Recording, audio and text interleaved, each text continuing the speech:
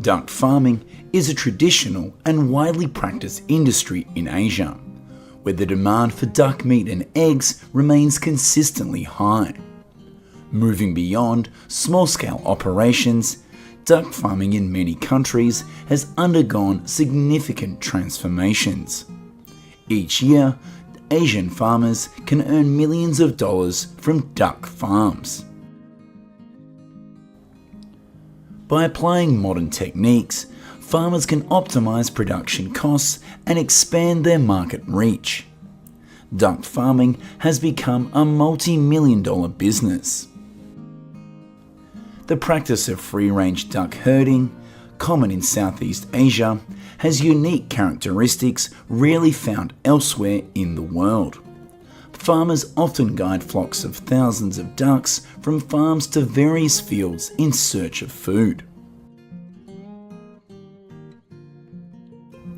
The ducks lay eggs scattered across the fields, making egg collection a challenge. Eggs are gathered after the ducks have rested, ensuring they remain intact and fresh. In Vietnam, duck farming for meat is one of the most thriving industries. With its network of rivers and vast rice fields, the country provides an ideal environment for raising ducks. According to the Ministry of Agriculture and Rural Development, Vietnam's total duck population reached approximately 80 million in 2023. This makes Vietnam a major supplier of duck meat, not only for domestic consumption but also for export.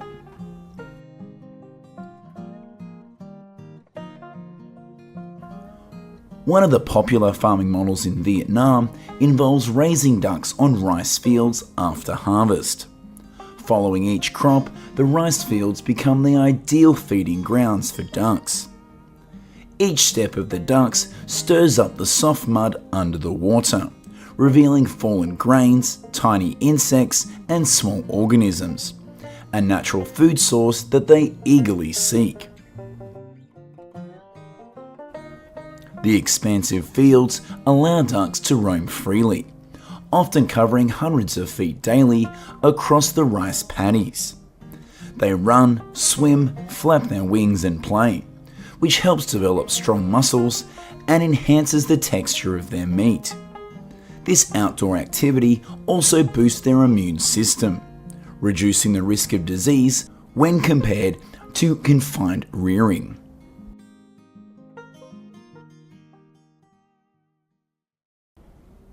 Free-range ducks not only have firmer, more flavorful meat, but also significantly lower fat content. This makes them appealing even to the most discerning markets.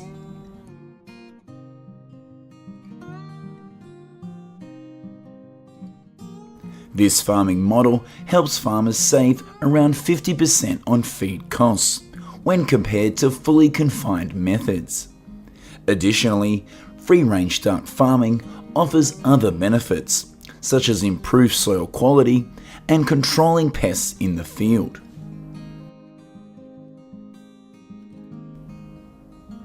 Alongside natural food sources, farmers supplement the duck's diet with industrial feeds like rice bran, cornmeal, and vitamins to ensure uniform growth and standard weight. The care process is divided into several stages. Ducklings between 1 and 3 weeks old are usually kept in enclosures to maintain warmth and provide nutrient-rich feed.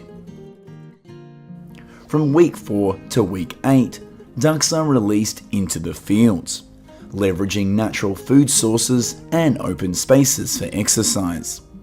After 8 to 10 weeks of rearing, ducks reach a weight of 5.5 to 6 pounds and are ready for harvest.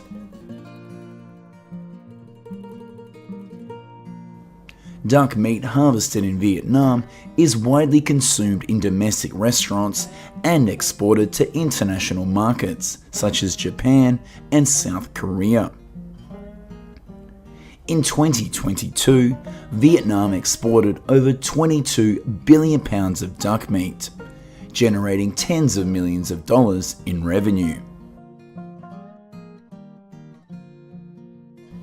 Notably, businesses specializing in processed duck meat exports have penetrated demanding markets like Europe, which impose strict quality and food safety standards.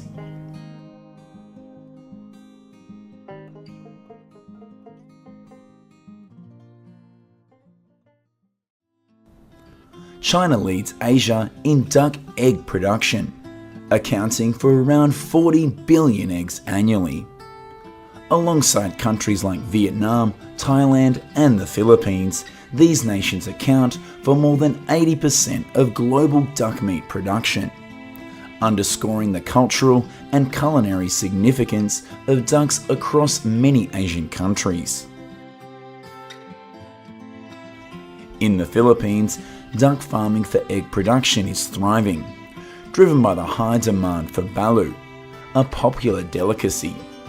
Profits from this specialty dish have encouraged farmers to invest in larger scale duck egg farms, providing a stable and sustainable source of income.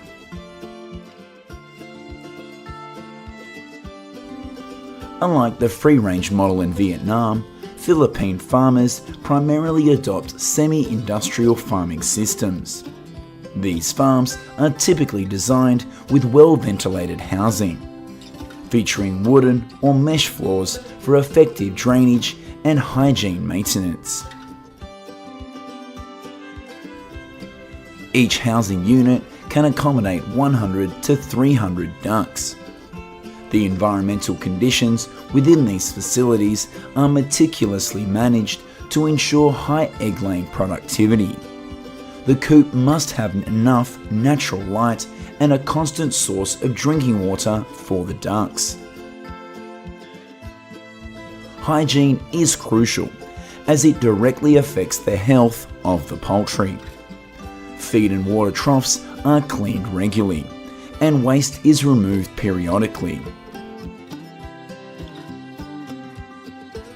Feed for laying ducks in the Philippines consists of high-protein industrial feeds, supplemented with natural food sources like grass, leafy greens, and rice bran.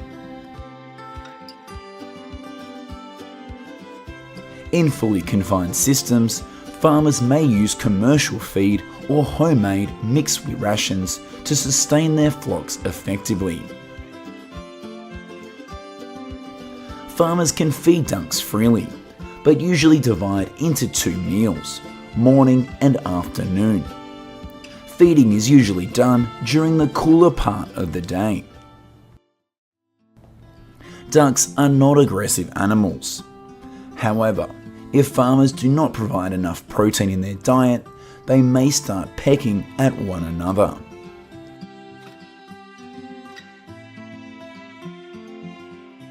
Ducks begin laying eggs at around 4 to 5 months of age and maintain consistent production for around 1 to 2 years. On average, each duck can lay around 200 to 250 eggs annually, depending on care and environmental conditions. Farmers typically collect eggs at least once a day. Egg containers are lined with foam or dry straw to prevent breakage. A flock of 1,000 ducks can yield around 700 to 800 eggs daily. After harvest, eggs are sorted based on size and quality. Some eggs are sold fresh at traditional markets, grocery stores, and supermarkets, while others are processed into balut, a product with the highest economic value. Balut eggs are not only highly consumed domestically, but are also exported to international markets in the US, Canada, and Saudi Arabia, where large Filipino communities reside. Annually, the Philippines exports millions of duck eggs, generating over $25 million in revenue.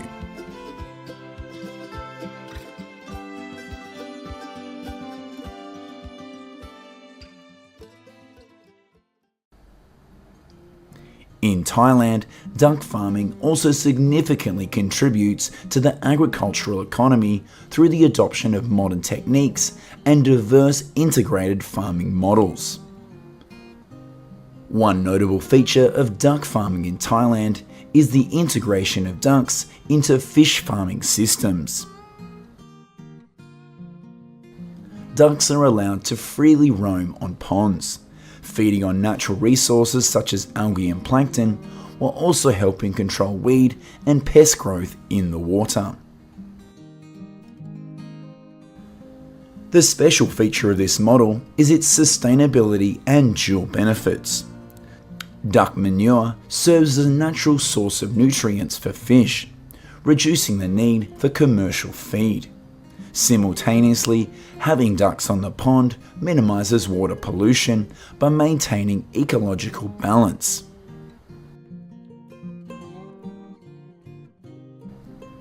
Thailand farmers actively produce ducklings using incubators.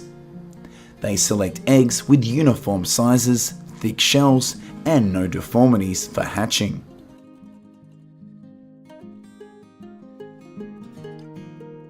Farmers often use light to inspect the internal quality of eggs, checking for embryos and ensuring the eggs are free from defects. During the first 2 weeks of incubation, eggs must be turned frequently, around 3 to 5 times a day. This ensures even embryo development and prevents the embryo from sticking to the shell. Egg incubators provide a stable environment with controlled temperature and humidity, resulting in higher hatch rates when compared to traditional methods. Additionally, they minimize risks from environmental factors, ensuring healthier and higher quality ducklings.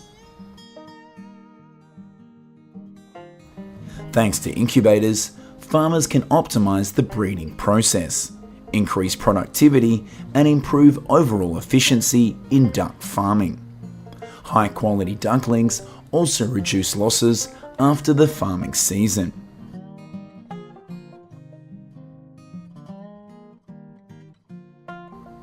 Moreover, Thailand is renowned for its organic duck farming model, targeting premium markets such as Japan and Europe. Organic duck farming strictly adheres to international standards, ensuring no antibiotics or growth hormones are used.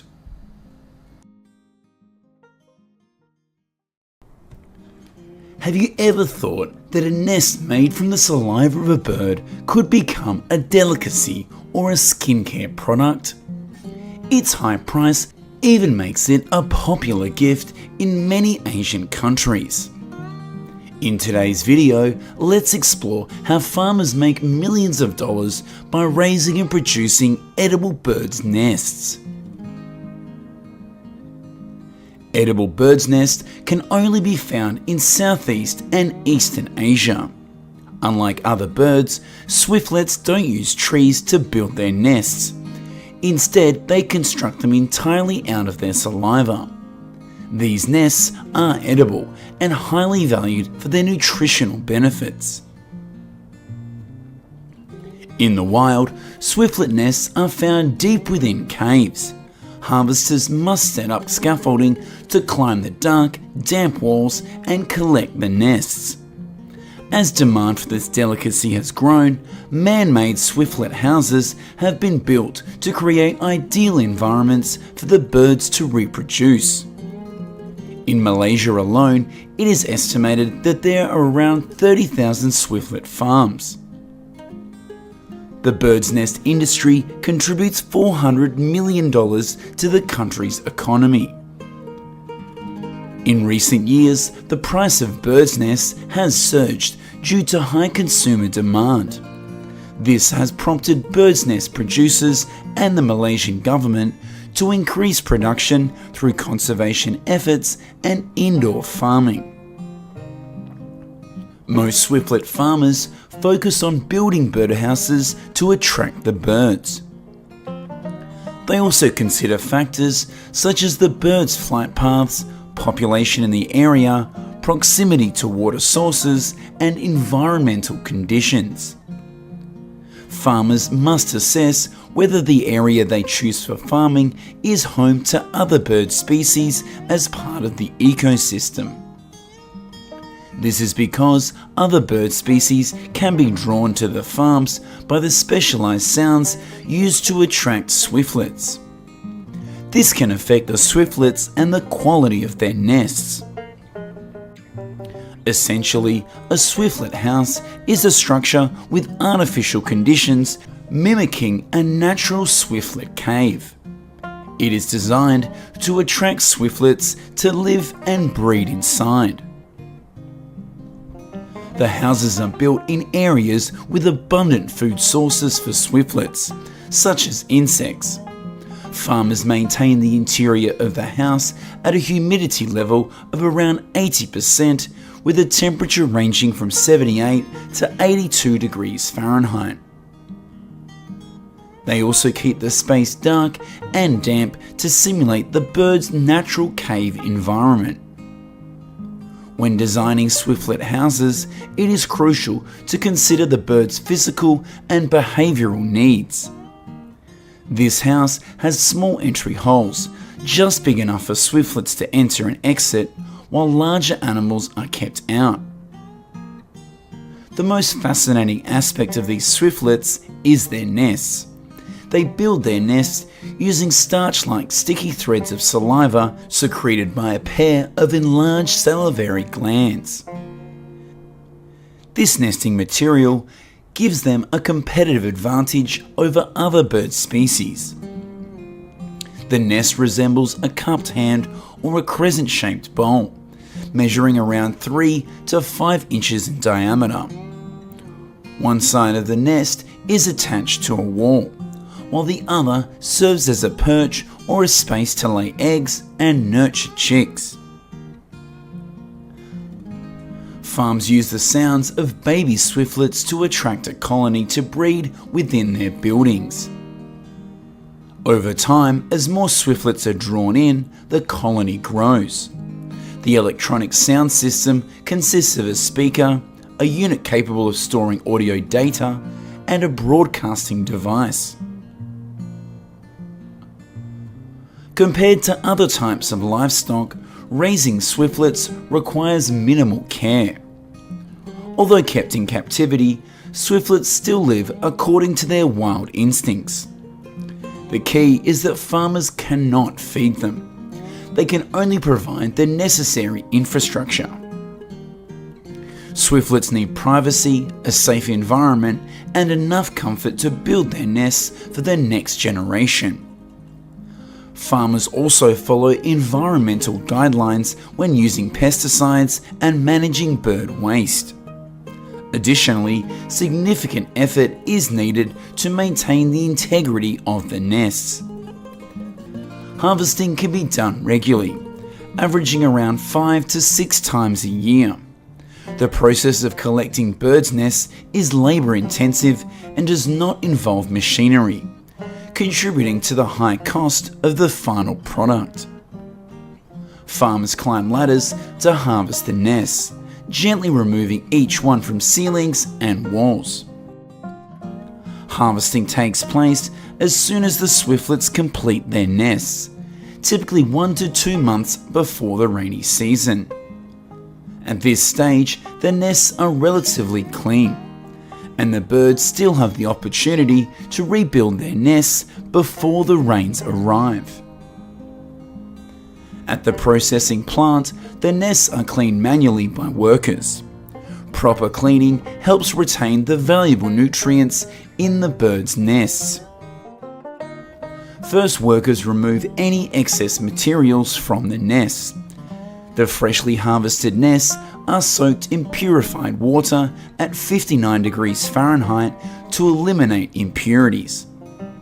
This soaking process lasts around 30 minutes until the nest fibers separate. To truly remove any remaining feathers, factories use vegetable oil to make the feathers float to the water surface more quickly. This simple processing method is applied in large-scale production and shows promise for widespread use in industrializing and processing bird's nest products. After the cleaning process, intact fibers are separated and damaged ones are sorted to form bird's nests through molting. The next step is drying the nests. This involves using fans and air drying. If the nests are not dried quickly, bacteria and mold can develop.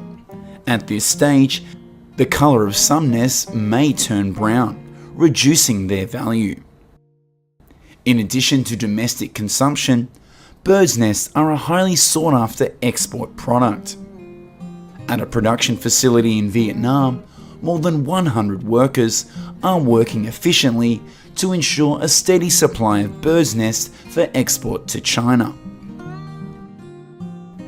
The retail price of a bottle of bird's nest drink depends on the type and quantity of bird nest used, as well as the additional ingredients like collagen, ginseng, or goji berries. Although bird's nests are relatively expensive, they remain popular in Asian countries due to their high nutritional value and therapeutic properties. Consuming bird's nests helps stimulate red blood cell production, boost the immune system, and support the treatment of chronic illnesses. Southeast of Mount Kinabalu in Malaysia, millions of years of water flow have created one of the largest cave systems on Earth. Life still thrives in these dark, damp caves. Swiftlets living here use clicking sounds as a form of echolocation to navigate through the darkness and find their chosen spot to raise their young. Their nesting sites are located high on slippery walls. The swiftlet's saliva is ideal for adhering to the cave surface and dries quickly upon contact with air.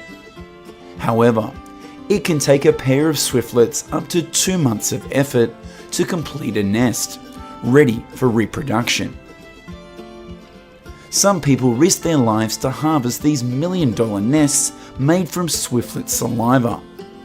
In Malaysia, swiftlet nest harvesters climb towering cliffs to collect the nests, a perilous and dangerous job. These harvesters scale slippery limestone cliffs, facing the constant danger of falling from a height of nearly 100 feet. They search for the rare nests using ancient harvesting methods. Farmers construct rope ladders and attach wooden planks for easier climbing. However, skilled nest harvesters rarely use ladders, relying only on their hands and feet for support. The best time for harvesting is during the day, when the birds leave the caves to forage. Using flashlights to light their path, harvesters spray water on the nests to loosen them before carefully peeling them off the cave walls. Once the nests are removed, the swiftlets will rebuild them within 15 days. Nest harvesting typically occurs from December to April, during which harvesters can collect up to 2,500 nests over 5 months. Despite collecting wild nests, farmers are careful not to disturb any nests containing eggs. They understand that the survival of the swiftlets is crucial for sustaining their own livelihood.